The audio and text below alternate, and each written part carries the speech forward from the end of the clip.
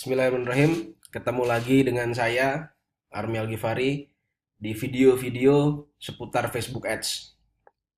Kali ini saya akan membahas tentang apa sih sebetulnya hal-hal inti di awal.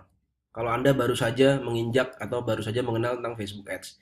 Di sini saya asumsikan, jadi asumsi yang menonton video ini adalah sudah pernah pernah menjalankan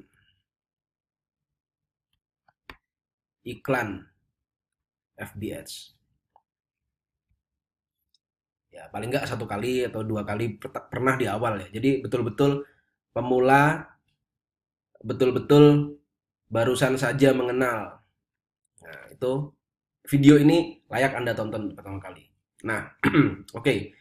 Saya ingin sharing sebetulnya, saya ingin cerita. Dulu saya waktu ketika ngiklan pertama kali juga di awal-awal itu hanya apa ya? Hanya nyoba-nyoba apa namanya Facebook Ads karena waktu itu sangat sulit untuk mendapatkan apa istilahnya tempat belajar. Grup-grup seperti ini nggak ada, kemudian grup Telegram juga nggak ada, grup Facebook juga sangat sedikit untuk belajar Facebook Ads. Jadi sehingga saya mempelajari itu sendiri. Saya buka-buka. Nah, karena mungkin saya sudah terbiasa dengan istilahnya apa ya, belajar hal-hal secara otodidak. Jadi belajar sendiri itu menurut saya lebih enak waktu itu. Nah, yang saya saripatikan di sini adalah langkah-langkah yang benarnya, bukan langkah-langkah yang pernah saya jalani secara keliru. Jadi istilahnya kalau kalau kita dulu saya belajar untuk menempuh dari nol gitu istilahnya sampai ke apa ya? Sampai ke tingkat mahir. Mahir itu butuh waktu misalkan berapa ya? Misalnya 2 tahun gitu untuk mendapatkan saripati-saripati. Nah, Anda nggak perlu sampai situ. Jadi saya kasih tahu dari awal. Mungkin bisa jadi lebih pendek. Jadi cuma butuh misalnya 1 bulan. Kan ini memangkas biaya sampai Anda bisa mahir. Nah, apa sih langkah-langkah pertama yang harus diingat ketika pertama kali Anda berikan Facebook Ads? Langkah pertama ya. Langkah pertamanya itu adalah jangan terlalu banyak belajar. Jangan terlalu banyak membaca hal-hal yang memang belum dibutuhkan. Nah, apa saja sebetulnya yang dibutuhkan pertama kali? Yang dibutuhkan pertama kali itu adalah Anda, satu, membuat eh, deskripsi produk yang benar. Nah, dalam arti Anda bisa pelajari dari iklan-iklan yang berseliweran, lihat yang kira-kira like-nya banyak, komennya banyak, pelajari cara mereka membuat deskripsi. Nggak perlu course-course begini-begini. Anda cukup amati aja iklan-iklan yang berseliweran di timeline. Membuat deskripsi produk yang kira-kira yang oke gimana. Semakin banyak contoh sampel-sampel yang Anda lihat dari iklan-iklan itu, semakin Anda kaya. Nah, kemudian yang kedua, membuat apa? Memilih memilih produk memilih produk untuk dijual. Nah, dalam arti di sini adalah riset produk. Nah, berkaitan dengan riset produk ini, baik pemula maupun yang sudah lama di Facebook Ads masih sering istilahnya apa ya? Masih sering menemui kendala-kendala. Karena di sini sebetulnya materinya ya bukan Facebook Ads. Di sini materinya adalah sudah ada insting bisnisnya, naluri bisnis dari orang tersebut. Misalnya, Anda ngelihat contoh kasus ya misalnya. Eh, Contoh yang diajarkan oleh beberapa orang-orang di Facebook Ads adalah buka-buka Tokopedia atau buka-buka marketplace, kemudian kita pasang, kita jual. Nah, ya itu sesederhana jadi berdagang melalui Facebook Ads. Nah, tapi ada orang-orang yang berangkatnya bukan dari itu. Misalnya dia berangkat dari problem-problem yang dia temui di sekitar. Eh, Contohnya misalnya Anda sering naik Gojek. Nah, terus pas Anda naik Gojek Anda mikir, kok Gojek ini baunya apa istilahnya nggak enak ya.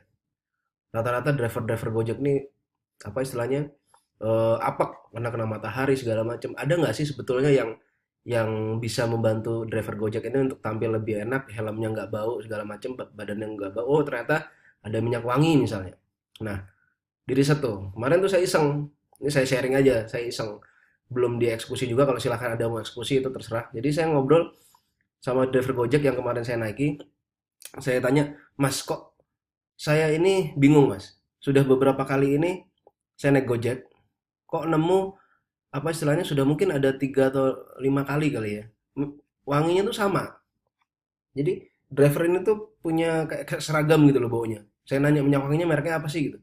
Sudah ngasih tahu, masa mas dia kaget, kok emang ada yang sama ya. Ternyata saya lihat-lihat memang, saya ngobrol dengan driver Gojek ini, ternyata mereka memang, iya mas saya malu kalau misalkan bau apa badannya bau, jadi saya pakai minyak wangi ini murah cuma 60.000 dia bilang. Belinya di Cinere. Nah, itu sama kalau sama botol sekian-sekian, saya coba aja lihat.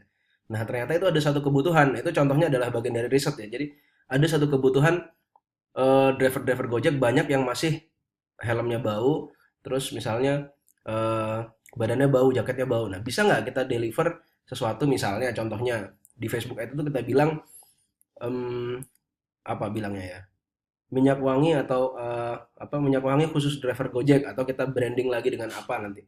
Jadi kita menciptakan dari riset itu tuh, menciptakan satu solusi yang bisa kita tawarkan kepada customer persona kita. Nah, kalau Anda bermain seperti itu, minyak wangi yang biasa dijualnya dengan cara normal, misalnya jual secara online mungkin laku, mungkin. Coba silakan dieksekusi kalau memang ada yang mau eksekusi yang seperti itu. Nah, dan itu sangat banyak problem di luar. Jadi riset itu adalah kaitan dengan mengamati masalah. Jadi kalau ketika Anda terjun ke Facebook Ads benar-benar blank sama sekali, nggak ngerti ilmu bisnis, ya paling nggak Anda pelajari masalah-masalah sosial di sekitar yang bisa diselesaikan kira-kira dengan langkah-langkah sederhana. Nah, dari situ tugas Facebook Ads itu istilahnya apa ya? Menyampaikan. Ya, jadi mengamplify gitu, menyampaikan manfaat itu kepada orang sebanyak-banyaknya. Jadi dia channel menyampaikan solusi dari Anda kepada banyak orang. Itu. Jadi fokus dulu lah kepada produk yang akan dijual. Nah, apa produknya? Cari problemnya, cari ininya, baru kita fokus ke produk. Bisa kalau memang sederhana ya berarti Anda terpaksa dagang. Dagang pun dipikirkan, misalkan pilih produk di Tokopedia. Di Tokopedia misalnya, Tokopedia gitu ya, Topet atau Bukalapak. Sorry, Bukalapak. Cari barang yang laku apa, terus kebanyakan jualnya seperti apa. Nah, Anda coba barang tersebut itu dibikin angle yang berbeda, dibikin sudut pandang yang berbeda. Misalkan tadinya tadinya dilihatnya dari sisi sini. Nah, jadi orang tuh ngeliatnya di sini ya. Nah, sekarang Anda jual barang yang sama, coba dari sisi yang ini. Dari sisi yang ini, sebelah sini.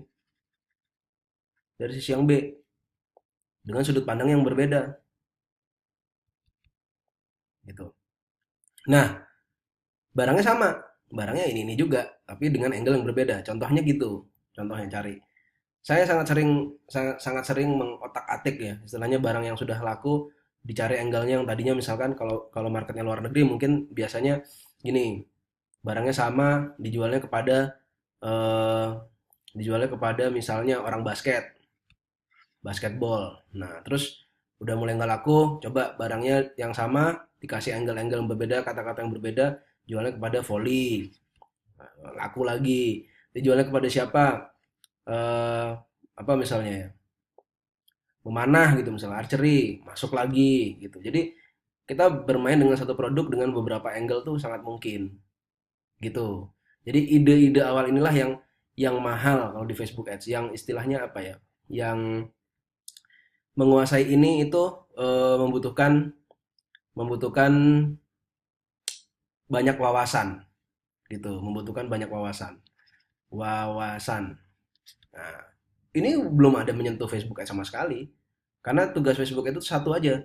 Tugas Facebook Ads itu adalah mengamplify gitu, menyebarkan manfaat yang Anda buat kepada orang banyak gitu. Jadi Facebook Ads itu bukanlah mesin keruk uang. Bukan, Facebook Ads itu hanya membantu Anda punya manfaat dilihat banyak orang secara optimal. Nah, itu Facebook Ads gitu. Nah, jadi karena hubungannya dengan seperti itu, maka fokuslah kepada hal-hal yang penting. Kayak tadi dari riset produk yang akan dijual, kemudian membuat deskripsinya yang benar, yang kira-kira enak dibaca sama orang gitu. Kemudian yang ketiga di sini apa? Memilih memilih gambar. Nah, atau membuat gambar, membuat gambar. Nah, walaupun Anda punya produk yang hebat, yang sangat keren, tapi Anda nggak bisa milih gambar, atau Anda nggak bisa bikin gambarnya, entah fotonya, entah editing videonya, Anda jelek, berantakan, kacau balau, ya tetap aja nggak berhasil. Jadi tridente istilahnya ya. Jadi deskripsinya bener, kemudian produknya juga bener, ya mungkin produk dulu ya, sorry, produk dulu, kemudian produknya dibuat deskripsi yang benar, baru setelah itu bikinlah gambar yang oke. Nah, tiga hal ini hanya tiga hal ini semua, ini satu dua tiga, inilah yang hanya perlu Anda perhatikan pada saat Anda pertama kali mulai Facebook Ads. Yang saya larang untuk dipelajari adalah Anda mempelajari, yang saya larang ya, Anda mempelajari adalah look like audience, ini haram. Anda pelajari custom audience, ini haram, nggak usah dipelajari dulu untuk pemula. Kemudian website conversion, ini haram untuk dipelajari pemula.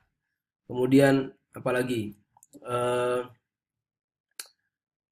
apa ya, funnel funnel istilah aneh-aneh, funnel.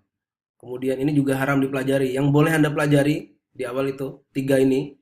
Terus Anda membuat iklan ya, membuka membuka memilih objektif, Anda pilihannya brand awareness atau page post engagement. Nentuin audiensnya gimana Mas? Saya audiensnya begini-begini. Audiensnya cukup core audience. Udah, core audience. Udah. Sebelum Anda menemukan produk, deskripsi, gambar dan lain-lain, Anda hanya fokus kepada ini dan custom audience. Custom audience. Core audience, sorry. Core audience. Core audience itu apa? Core audience itu yang tulisannya save audience itu loh, yang biasanya Anda tentukan targeting itu, detail targeting, nah itu. Jadi, nah kalau Anda tahu produknya, tentu Anda tahu targetingnya seperti apa, kepada siapa. Sudah, sampai di situ titik selesai. Anda nggak perlu belajar yang lain. Begitu iklannya dipasang, running, baru diamati. Sebelum Anda menemukan satu yang produk yang memang bermanfaat, atau memang apa namanya, deskripsi yang benar, gambar-gambar yang oke, dari apa namanya, dari produk Anda jual, haram. Ini maksudnya bukan mengharamkan yang halal ya, maksudnya ini haram untuk dipelajari. Kenapa? Karena akan membuat Anda terlalu banyak informasi yang masuk, sehingga Anda malah nggak mengerjakan yang ini, yang inti-intinya ini malah Anda nggak kerjakan. Sangat banyak, saya sangat banyak melihat orang-orang yang baru mulai Facebook Ads terlalu pening dengan ini semua, dengan istilah-istilah aneh, malah jadi nggak jalan semuanya.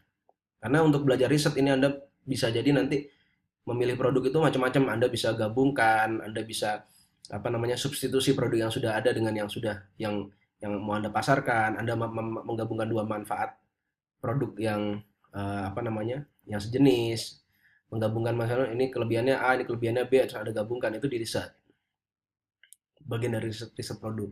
Anda mengamati sosial, bertanya kepada orang-orang di sekitar, apa terjun langsung kepada marketnya. Misalkan Anda pengen jualan spidol, ya Anda beli dulu spidolnya, coba dulu beberapa hari.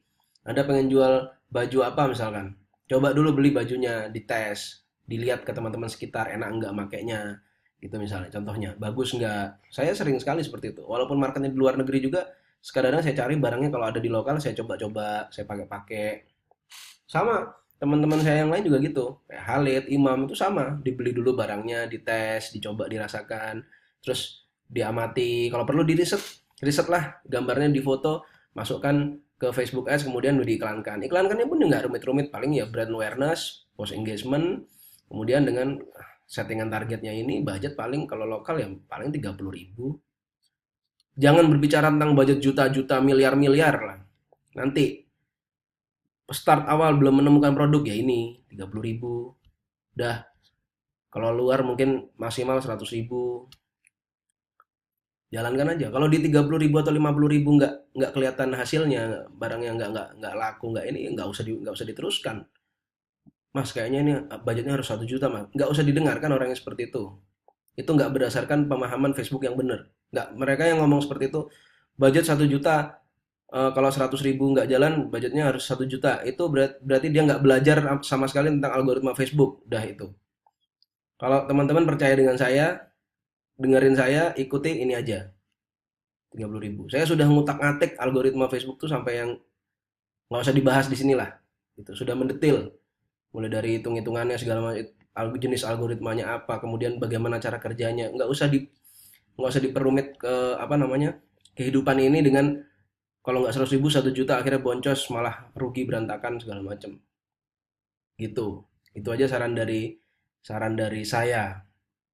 Jadi terakhir saya simpulkan lagi, kalau Anda barusan mulai Facebook Ads, sudah pernah ngiklan, nah belum menemukan winning winning campaign segala macam, yang perlu Anda fokuskan adalah pertama, mungkin kebalik ya, memilih produk yang benar dengan riset, kemudian membuat deskripsi yang benarnya bagaimana. Anda lihat cara deskripsinya. Deskripsi itu meliputi offer-offer ya, misalkan 50% diskon, 30% diskon, kemudian atau hari ibu, ini hari ibu, sorry ini bentar lagi, kalau hari ibu di luar negeri ya, di Amerika ya 24 Mei nanti. Apa yang mendekat ini, misalnya Ramadan, deskripsi Ramadan menjelang apa, yang rame-rame apa dicari, misalnya jualan koper. Nah, Ramadan sudah tiba, misalnya contohnya. Terus Anda bikin deskripsinya, jalanan jauh itu kayaknya repot ya kalau kopernya begini, bisa jadi dimaling orang segala macam. Nah, ini saya ada koper yang anti maling misalkan. Nah, itu bisa Anda bikin deskripsi yang kira-kira ngobrol.